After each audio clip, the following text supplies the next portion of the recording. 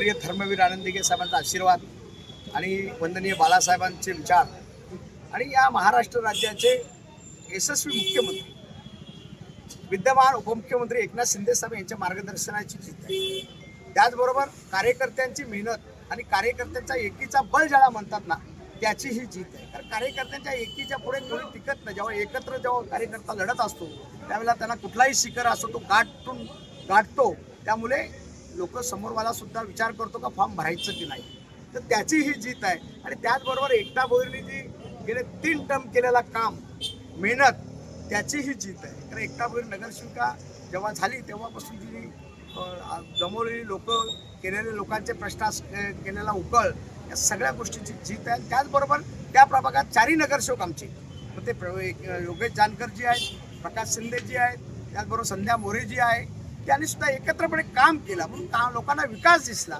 आणि विकास दिसला म्हणून त्यामुळे त्यांची जीत ही विकासाची जीत आहे। त्या बरोबरच आहेत ना, नरेश म्हस्के साहेबांच्या मार्गदर्शनाखाली जिल्हा प्रमुख आहेत आमचे संसदरत्न, त्यांना पुरस्कार पहिल्या टर्ममध्ये झालेला आहे।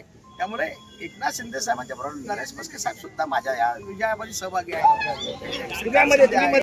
राम रेपाले आहेत, म्हणजे सर्वच माझे नेतेगण ज्यांनी मला मदत केली ते सर्वच नेतेगण यामध्ये सहभागी आहेत आणि त्यांच्या सहकार्यामुळे हे सगळं होऊ शकतं। नागरिकांचे आभार मानतो आणि त्याचबरोबर ज्यांनी मला सहकार्य केला, जे अपक्ष म्हणून माझ्या पत्नीच्या विरोधात होते त्यांनी अपक्ष मोठा मन दाखवून मागे घेतला, त्यांचे सुद्धा मी आभार व्यक्त करायला पाहिजेत। खरं तर त्यांनी मागे घेतलं नसतं तर ही जीत आपल्याला आज दिसली नसती।